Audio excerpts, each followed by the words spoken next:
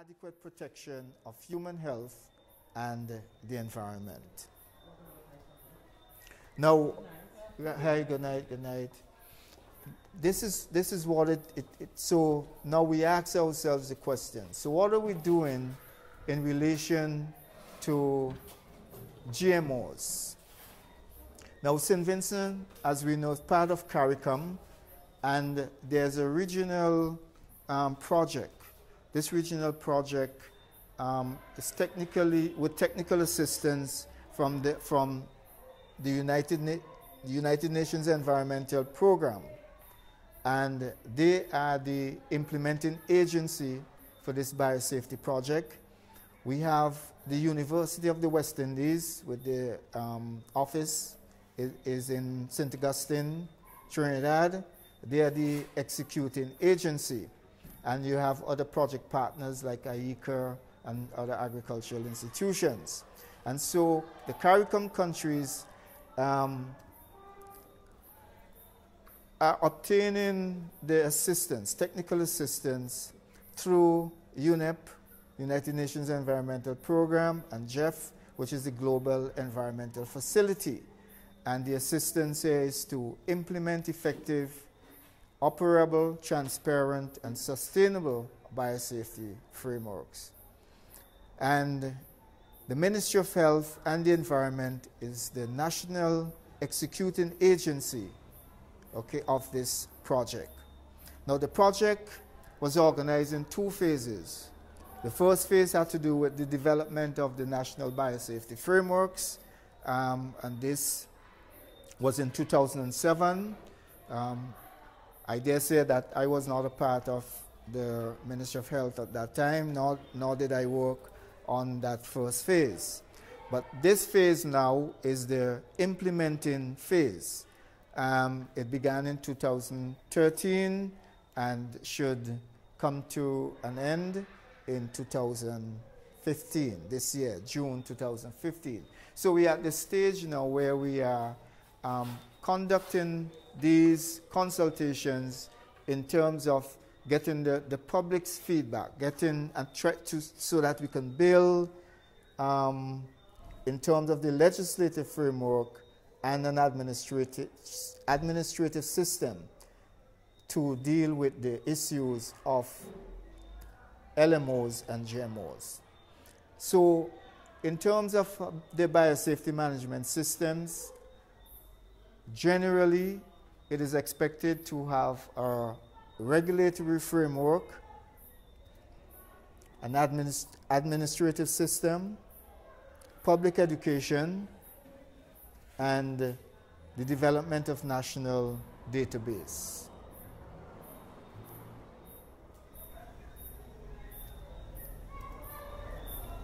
Now, the regulatory system, of course, will deal with the law, what is to be regulated, that has to be addressed, who will regulate it, and how it is to be regulated. The administrative system is to make sure that the National Biosafety Framework is in place and in keeping with the Cartagena Protocol. I recall earlier I said that, well, the countries who have signed on to the protocol have to adhere to the specifics that are outlined within their protocol. And also the administrative system would be such that so as to handle applications for the import and the export of GMOs and LMOs. At this point in time, there would hardly be any focus on export until we get to a level whereby we can deal with the molecular level in terms of the genetically modified plants or crops and things like that. In the past, we exported live plants through budding and grafting. We export tissue culture plants, which are part of, could be considered biotechnology, but not modern biotechnology in the sense that they are not done in terms of the molecular level, identifying specific genes. But yes, There are specific traits that are conferred to some of those plants that were exported.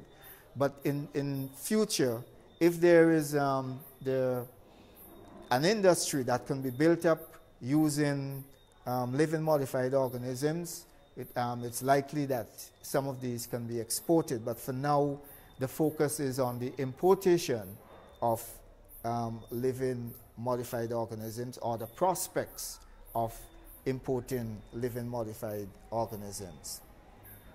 Now, to just quickly run through what the administrative system is proposed, it should consist of a national competent authority, and that competent authority should be the one to deal with administration and management of applications and advise on general uses of GMOs and LMOs. Within that national competent authority, you should have a decision-making council that would review data and accept or reject application. You will also have a scientific advisory body that will conduct risk assessment. There would be need for supporting agencies, and these would be in the form of a consultative committee to make aware issues relating to biotechnology and biosafety, and to facilitate the participatory process relative to the living modified organisms activities. In other words, the public is going to be involved in the decision-making process.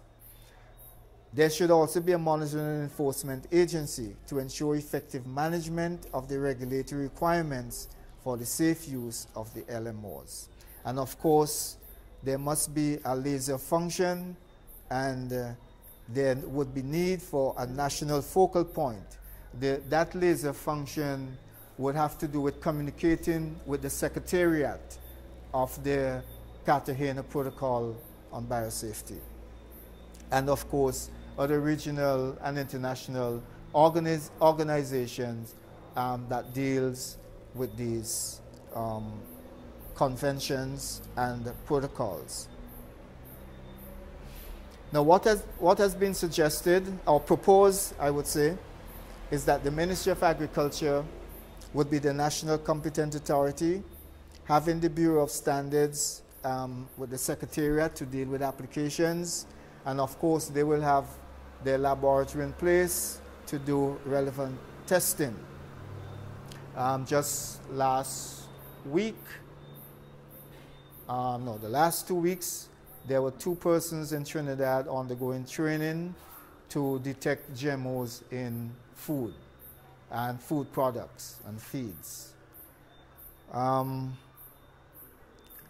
In terms of the Scientific Advisory Council, it is expected that this would be an independent body made up of experts, scientists in various fields that can conduct risk assessment. The proposal is also that the Ministry of Health would be the national focal point, and that the consultative committee can be a composition of the private and public sector and NGO organizations, civil society, and other interest groups.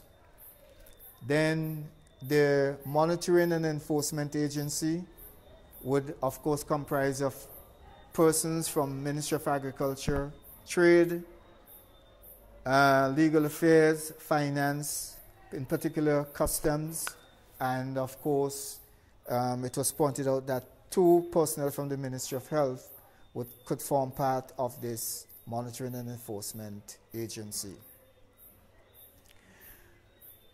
It is also proposed by way of application that it is mandatory for anyone wanting to import any commodity, and more so, living modified organism, to apply for a license.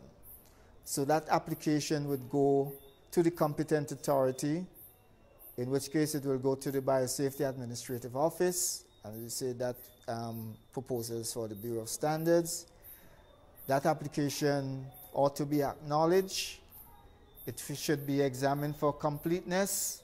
If it is not fully completed, all the information as required has been given, then it will be returned to the applicant. If it is completed according to requirements, then the Public Consultative Committee would be activated. Also, the Scientific Advisory Body would be activated. These would do their work, and then they would submit their report to the Decision-Making Council. The Decision-Making Council would, of course, deliberate. They would accept or reject, and they would forward their recommendation to the Minister of Agriculture. Of course, as mentioned before, the agriculture is the national competent authority. The information will have to, of course, this is mandatory. The information, or the in terms of the application, will have to be forwarded to the BioSafety Clearinghouse. The BioSafety Clearinghouse is where all the information, the communication aspect, so to speak, of the Cartagena Protocol. So, being a signatory, information with respect to the importation and other areas of living modified organisms would have to be fed through to the BioSafety Clearinghouse. And here is where we spoke earlier within the system of having a database. So the national database obviously would have to feed into the BCH, and likewise information from the BCH would be fed into the national database. So if the application is approved, then of course the monitoring and enforcement agency will have to come in, and if there is a no, the application would be returned to the applicant, and well, of course the applicant would have to deal with whether or not they will want to appeal, or they will have to work with the recommendation of the Decision-Making Council. This brings me to the end of what in an overview.